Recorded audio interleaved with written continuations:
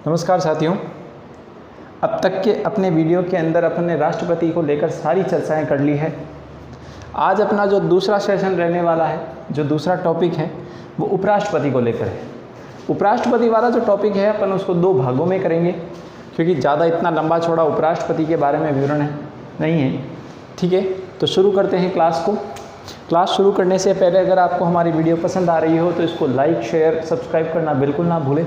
जितना हो सके इसको फैलाइए, जितना हो सके अपने दोस्तों को जोड़िए, अपने परिवार वालों को जोड़िए। जो भी आपके घर परिवार के अंदर तैयारी कर रहा है, चाहे कॉलेज लेवल में हो, चाहे वो किसी कंपटीशन को लेकर तैयारी कर रहा हो, लगभग हर कंपटीशन एग्ज़ाम के अंतर्गत संघीय कार्यपालिका, राष्ट्रपति, उपराष्ट्रपति, प्रधानमंत्री, मंत्रिपरिषद, इनको लेकर सवाल बनते हैं और उनको लेकर ये बहुत ही उपयोगी साबित हो सकते हैं।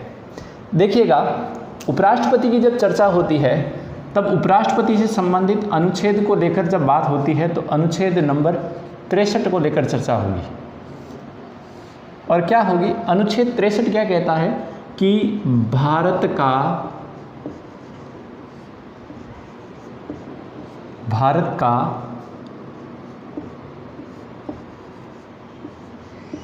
एक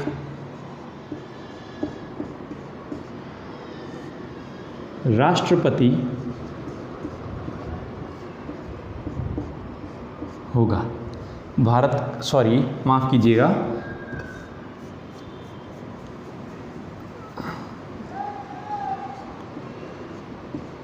भारत का एक उपराष्ट्रपति होगा। देखिएगा, राष्ट्रपति पद का उल्लेख अनुच्छेद 52 में किया गया था और अनुच्छेद 63 के अंदर उपराष्ट्रपति पद का उल्लेख किया गया है कि भारत का एक उपराष्ट्रपति होगा। फिर आगे चर्चा करते हैं इसको।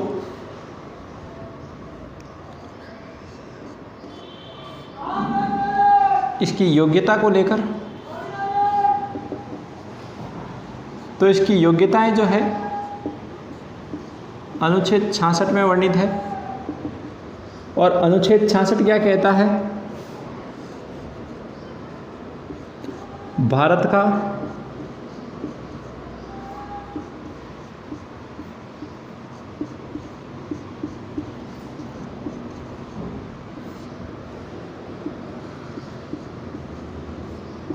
नागरिक हो। नंबर 2, आयु, जो न्यूनतम आयु की बात की थी वो 35 वर्ष हो। नंबर 3,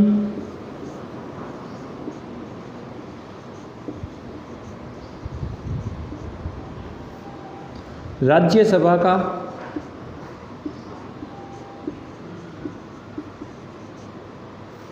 सदस्य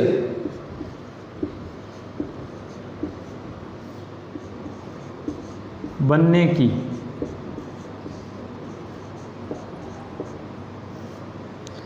योग्यता रखता हो।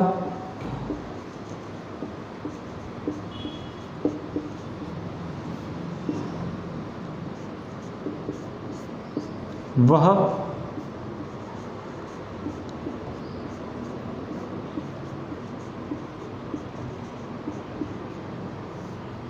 भारत सरकार अथवा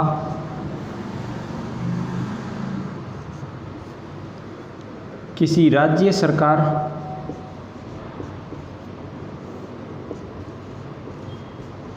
के अधीन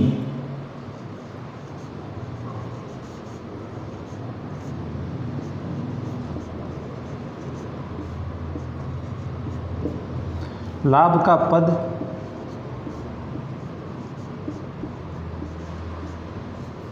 धारण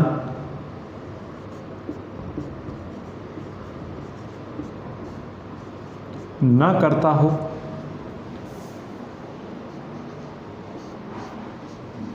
वह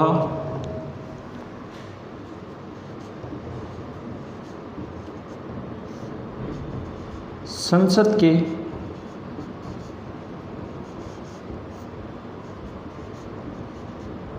किसी सदन या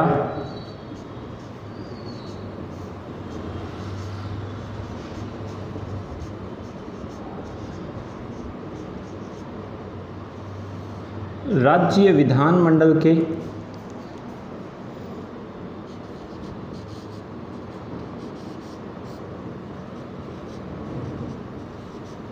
किसी सदन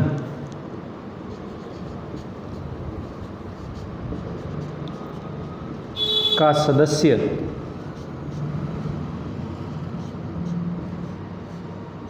ना हो। ठीक है मित्रों, देखिएगा अनुच्छेद 63 कहता है कि भारत का एक उपराष्ट्रपति होगा। अनुच्छेद 66 के अंतर्गत उपराष्ट्रपति पद की योग्यताएं लिखी हुई है, वह भारत का नागरिक हो, उसकी आयु न्यूनतम 35 वर्ष की होनी चाहिए।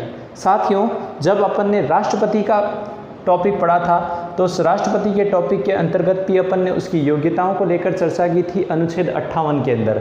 उसमें भी शुरुआत की 2 योग्यताएं देखो, अनुच्छेद 58 की और अनुच्छेद 66 की, दोनों आपको मिलती जुलती दिखाई दे रही है। भारत का नागरिक हो और आयु दोनों की 35 वर्ष रखी गई है। तीसरे में देखो, जब राष्ट्रपति पढ़ाया था उस समय मैंने क्या बताया था कि वह लोकसभा का सदस्य बनने की योग्यता रखता हो, और यहाँ उपराष्ट्रपति पढ़ रहे हैं तो यहाँ क्या है कि वह राज्यसभा का सदस्य बनने की योग्यता रखता हो। इसके अलावा बाकी सारी योग्यताएं सेम है जैसी राष्ट्रपति की थी। वह भारत सरकार अथवा राज्य सरकार के अधीन किसी लाभ का पद धारण न करता हो, वह संसद के किसी सदन या राज्य विधानमंडल के किसी सदन का सदस्य ना हो। क्लियर है? फटाफट से इसका स्क्रीनशॉट लीजिए, फिर आगे बात करते हैं।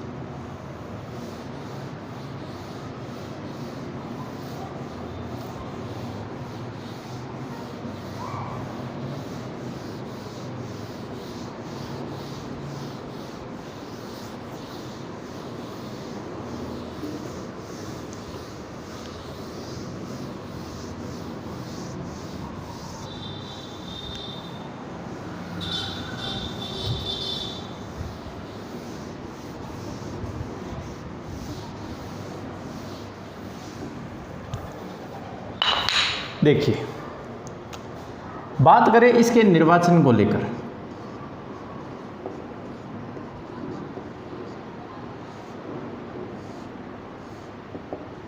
तो इसका निर्वाचन देखना कहाँ क्या लिखा हुआ है, उसकी पूरी बात करते हैं। अनुच्छेद 66(1), ठीक है। तो उपराष्ट्रपति का जो निर्वाचन है, उसके निर्वाचन के संबंध में जो भी प्रावधान है वो अनुच्छेद 66(1) में आपको मिल जाएंगे। और क्या क्या है देखिएगा, सबसे पहले तो एक निर्वाचक मंडल होगा इसके लिए भी, जैसे राष्ट्रपति के लिए एक निर्वाचक मंडल होता था वैसे के वैसे उपराष्ट्रपति के लिए भी एक निर्वाचक मंडल होगा। और इस निर्वाचक मंडल के अंदर कौन होंगे? इस निर्वाचक मंडल के अंदर ध्यान दीजिएगा, संसद के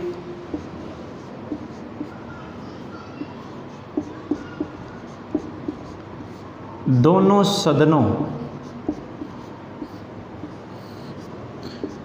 सदन का नाम अगर आपसे लोकसभा और दूसरी कौन सी राज्यसभा, लोकसभा और राज्यसभा, तो लोकसभा के भी सारे सदस्य, सभी सदस्य, और राज्यसभा के भी सभी सदस्य।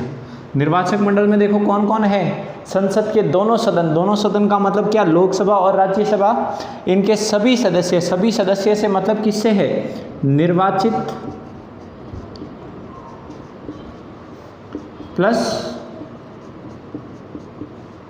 मनोनीत। क्लियर? निर्वाचित प्लस मनोनीत।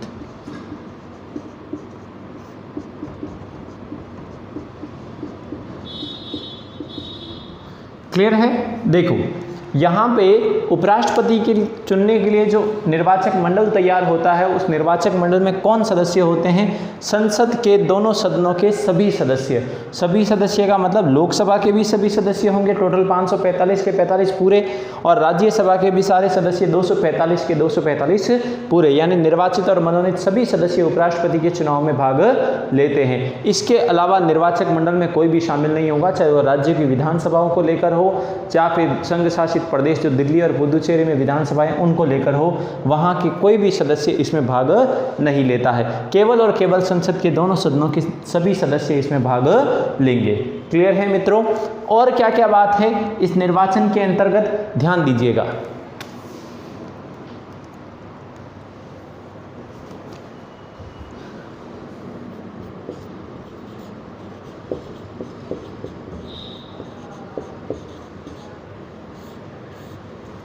उपराष्ट्रपति का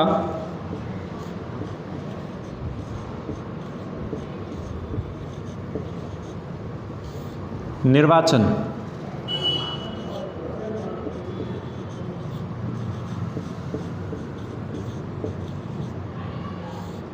आनुपातिक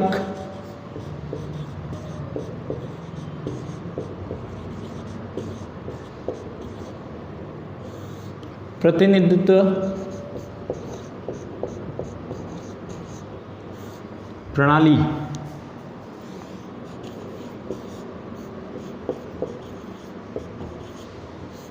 की एकल संक्रमण मत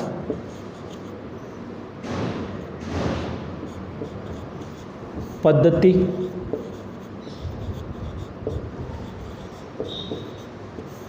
के आधार पर गुप्त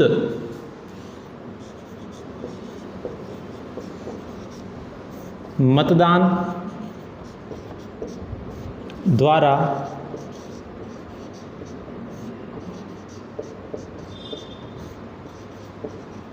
किया जाता है। क्लियर है मित्रों? निर्वाचन के लिए प्रक्रिया कौन सी सेम है? देखो, आनुपातिक प्रतिनिधित्व प्रणाली की एकल संक्रमणीय मत पद्धति को अपनाया जाता है, और मतदान होगा भी कैसा? गुप्त मतदान होगा। क्लियर है? दूसरा, और निर्वाचन के बारे में क्या क्या पूछ सकता है?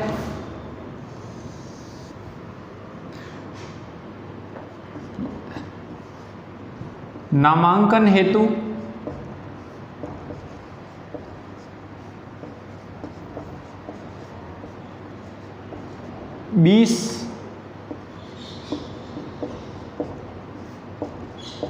प्रस्तावक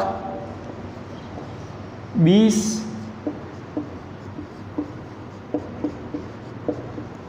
अनुमोदक तथा 15,000 रुपये जमानत राशि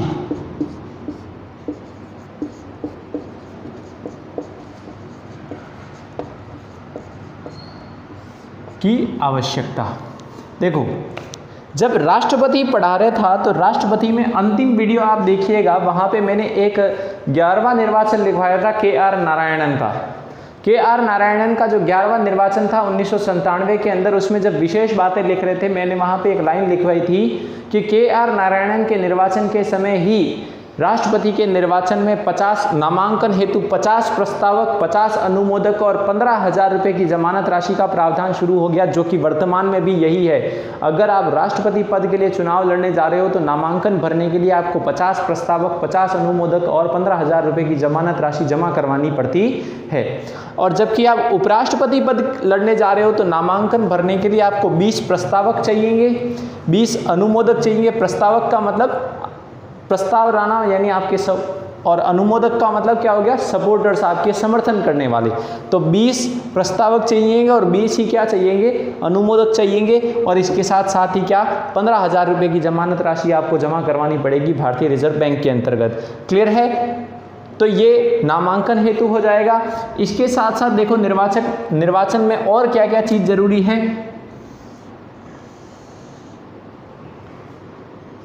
तो देखिएगा, हुआ क्या, 1961 से पूर्व,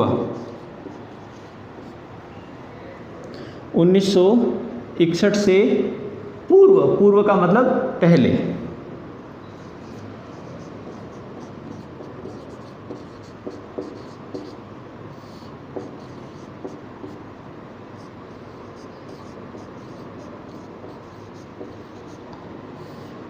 उपराष्ट्रपति का निर्वाचन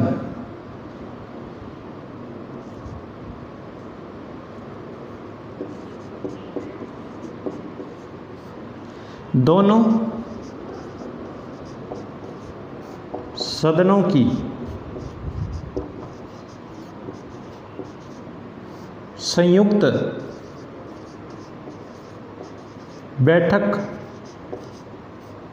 में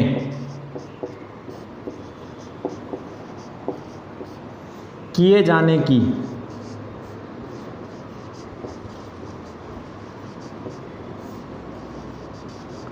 व्यवस्था थी 1961 से पहले। हुआ ऐसा क्या हुआ कि अब नहीं है, किंतु 1952 व 1957 के चुनावों में डॉक्टर एस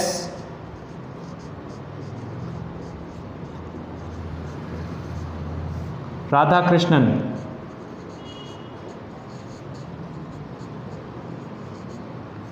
निर्विरोध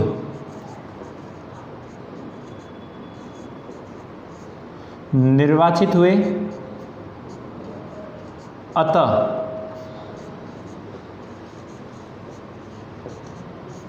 संयुक्त बैठक की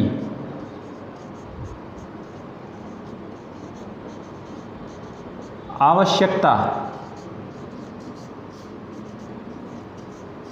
नहीं पड़ी।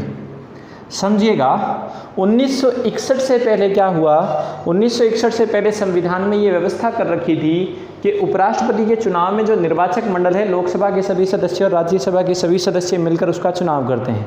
क्लियर है? तो अगर मान लो दोनों सदनों में गतिरोध हो जाता है तो संयुक्त बैठक द्वारा फैसला लेने की व्यवस्था थी। लेकिन हुआ क्या कि 1952 में जो पहली बार चुनाव हुए थे और 1957 में जो दूसरी बार चुनाव हुए, इन दोनों ही चुनावों के अंतर्गत डॉक्टर एस राधाकृष्णन यानी सर्वपल्ली राधाकृष्णन को निर्विरोध रूप से क्या कर लिया गया, निर्वाचित कर लिया गया। यानी दोनों सदनों में किसी प्रकार का कोई गतिरोध हुआ ही नहीं। जब हुआ ही नहीं तो संयुक्त बैठक की आवश्यकता ही नहीं पड़ी। तो 2 बार लगातार ऐसा होने की वजह से क्या हुआ कि जब आवश्यकता नहीं पड़ी तो इस प्रावधान को हटा दिया गया। तो इसको नोट करके लिखिएगा, यहां पे एक नोट डाल देता हूं। 11वें संविधान संशोधन 1961 द्वारा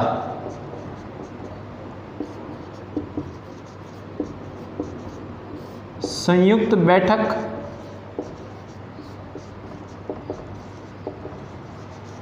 संबंधी प्रावधान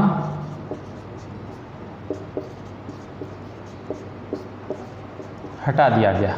यानी वर्तमान में कोई संयुक्त बैठक नहीं होगी 11वें संविधान संशोधन 1961 के द्वारा। क्लियर हो गई चीज़?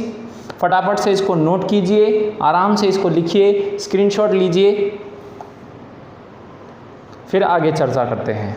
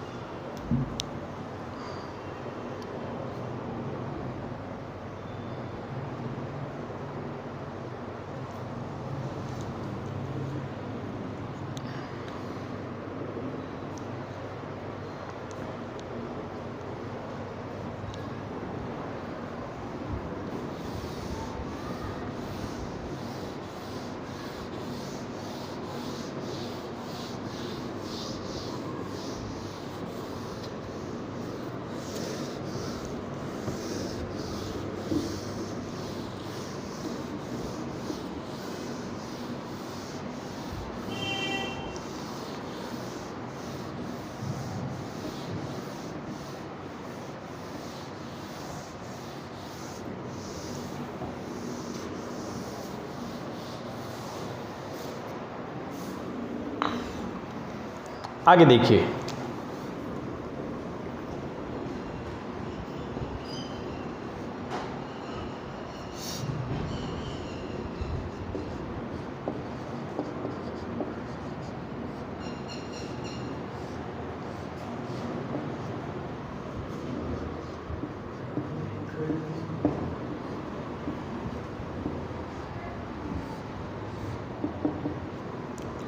पद की शपथ का उल्लेख अनुच्छेद 69 में है और क्या है देखिएगा।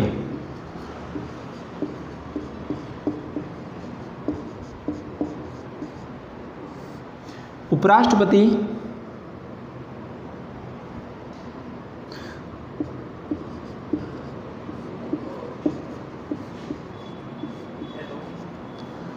पद ग्रहण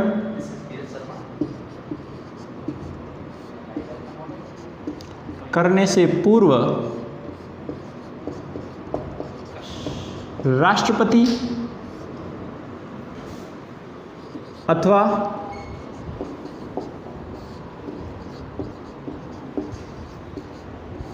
उसके द्वारा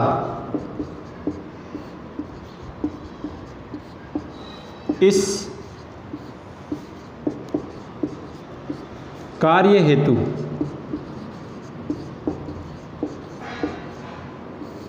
अधिकृत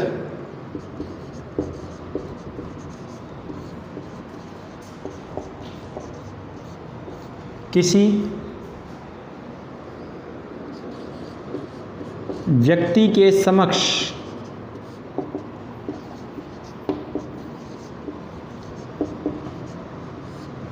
संविधान के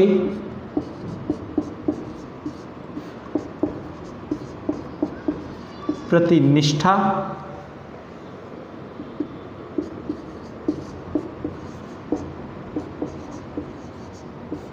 की शपथ लेता है।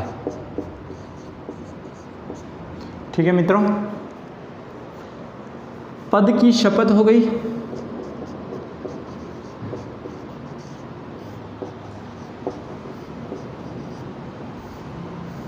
फिर आता है देखो कार्यकाल।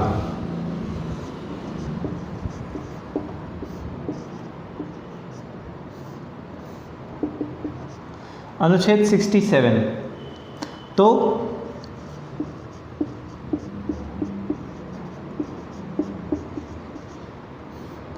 उपराष्ट्रपति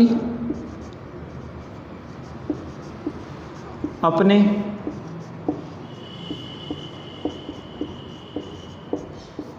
पद ग्रहण की तिथि से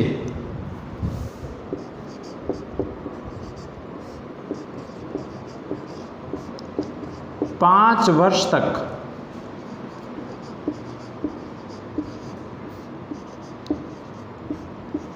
अपने पद पर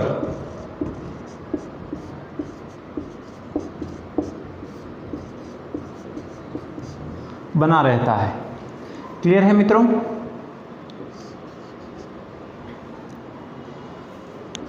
वह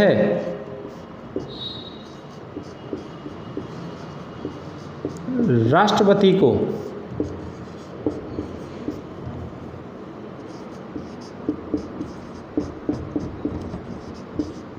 संबोधित कर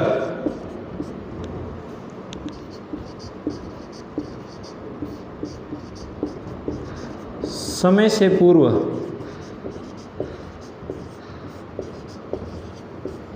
अपने पद से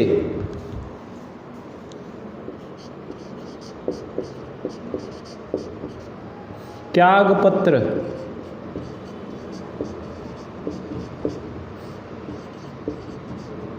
दे सकता है। क्लियर है? देखिएगा, यहाँ पे एक चीज़ ध्यान रखिएगा, क्या है कि जब राष्ट्रपति पढ़ा था तो मैंने वहाँ पे लिखवाया था कि राष्ट्रपति अपना इस्तीफा किसको संबोधित करता है? उपराष्ट्रपति को संबोधित करता है, लेकिन उपराष्ट्रपति को इस संबंध में सूचना लोकसभा अध्यक्ष को देनी पड़ती है। क्लियर है। जब राष्ट्रपति अपना त्याग पत्र देता है, किसको? उपराष्ट्रपति को देता है, तो उपराष्ट्रपति को इस संबंध में सूचना देनी पड़ती है। किसको? लोकसभा अध्यक्ष को देनी पड़ती है। क्यों देनी पड़ती है? क्योंकि राष्ट्रपति जो होता है वह संसद का एक अभिन्न अंग होता है, जिसका उल्लेख आर्टिकल 79 करता है। क्लियर है। अब देखो यहां पे क्या हो रहा है कि उपराष्ट्रपति जो है अपना त्याग पत्र किसको संबोधित करता है? राष्ट्रपति को करता है। तो सवाल ये उठता है कि क्या जब उपराष्ट्रपति अपना त्याग पत्र राष्ट्रपति को देता है, तो क्या राष्ट्रपति को इस संबंध में सूचना राज्यसभा को देनी पड़ेगी? क्योंकि जनरली ये देखा जाता है, अनुच्छेद 64 ये कहता है कि उपराष्ट्रपति जो होता है वह राज्यसभा के पदेन सभापति के रूप में काम करता है। ठीक है ना। तो क्या उपराष्ट्रपति के त्याग पत्र की सूचना राष्ट्रपति को देनी पड़ेगी राज्यसभा को? नहीं देनी पड़ेगी। क्यों नहीं देनी पड़ेगी? इसका कारण भी सुन लीजिए। क्योंकि उपराष्ट्रपति जो होता है वह राज्यसभा का सदस्य नहीं होता, ध्यान रखना, ना ही उसका अंग होता है। क्लियर है। जबकि राष्ट्रपति को अनुच्छेद 79 में संसद का एक अभिन्न अंग बनाया गया है। उपराष्ट्रपति के संबंध में ऐसा कुछ नहीं है। इसीलिए जब उपराष्ट्रपति अपना त्याग पत्र किसको देता हो? राष्ट्रपति को देता हो, तो उसका त्याग पत्र स्वीकार कर लिया जाएगा, नहीं कर लिया जाएगा वो बात की बातें हैं, लेकिन इस संबंध में सूचना उसको राज्यसभा को देने की आवश्यकता नहीं है। जबकि जब राष्ट्रपति अपना त्याग पत्र उपराष्ट्रपति को देता है, तो उपराष्ट्रपति को इस संबंध में सूचना लोकसभा अध्यक्ष को देनी पड़ती है। क्लियर है। इसके अलावा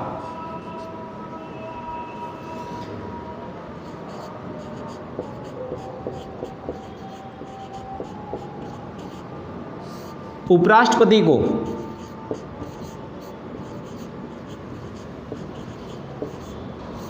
उसके पद से हटाने के संबंध में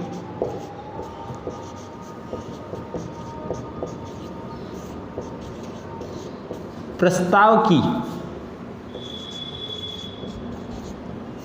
पहल सदैव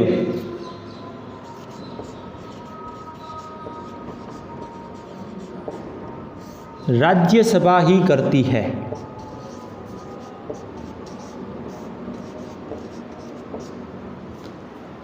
ध्यान देना, उपराष्ट्रपति को उसके पद से हटाने की जो प्रोसेस है, उस प्रोसेस की भी अपन चर्चा कर रहे हैं। लेकिन अगर उपराष्ट्रपति को उसके पद से हटाना है, तो उस संबंध में जो प्रस्ताव लाया जाएगा, वो प्रस्ताव सबसे पहले कौन सा सदन लाएगा? राज्यसभा लाएगा। जबकि जब राष्ट्रपति के हटाने की जो प्रक्रिया महाभियोग अपन ने अनुच्छेद 61 में पढ़ी थी, वहाँ अपन ने ये देखा था कि उसको उसके पद से हटाने के लिए जो प्रस्ताव है वह संसद के किसी भी सदन द्वारा लाया जा सकता है। जबकि उपराष्ट्रपति को उसके पद से हटाने के संबंध में जो प्रस्ताव है वो सदैव राज्यसभा द्वारा ही लाया जाएगा। क्लियर है। फटाफट से नोट कीजिए, फिर दूसरी चर्चा करते हैं इसको लेकर।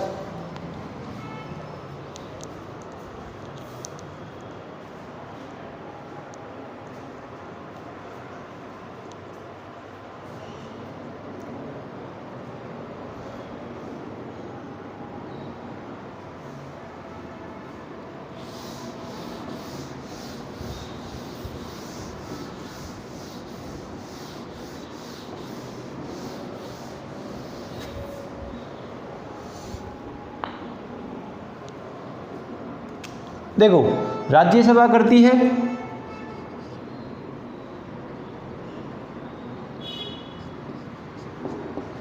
14 दिन पूर्व सूचना देनी होगी। 14 दिन पूर्व सूचना पर ही ऐसा संकल्प, कौन सा संकल्प? उपराष्ट्रपति को उसके पद से हटाने का जो संकल्प राज्यसभा कर रही है, तो उसकी सूचना 14 दिन पहले संबंधित अभियुक्त को देनी पड़ती है। ऐसा संकल्प लाया जा सकेगा।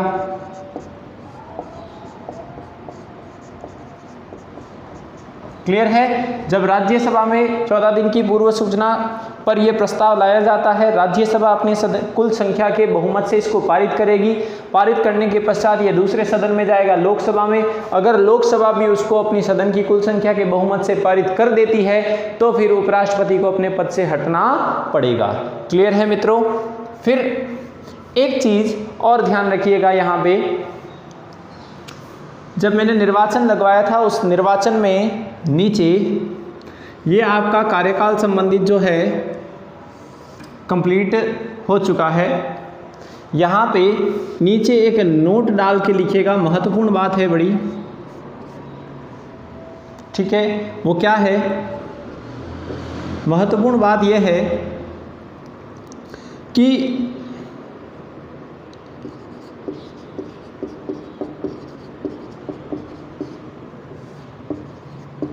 उपराष्ट्रपति के चुनाव में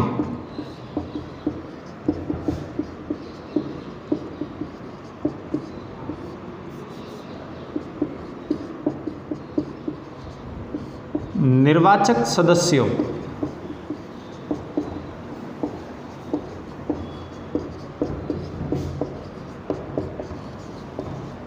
के मतों का मूल्य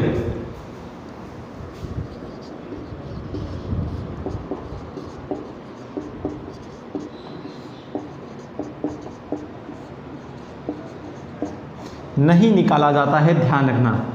जबकि राष्ट्रपति के चुनाव में भाग लेने वाले जो निर्वाचक सदस्य थे, संसद के हो चाहे राज्य की विधानसभा हो, उनके मतों का मूल्य निकाला जाता था। जबकि उपराष्ट्रपति के चुनाव में भाग लेने वाले जो सदस्य हैं उनके मतों का मूल्य नहीं निकाला जाता। क्लियर है साथियों। आज की क्लास में इतना ही। शेष भाग 2 की जो कल आएगा उसमें हम राष्ट्रपति को लेकर 2-3 और बातें हैं और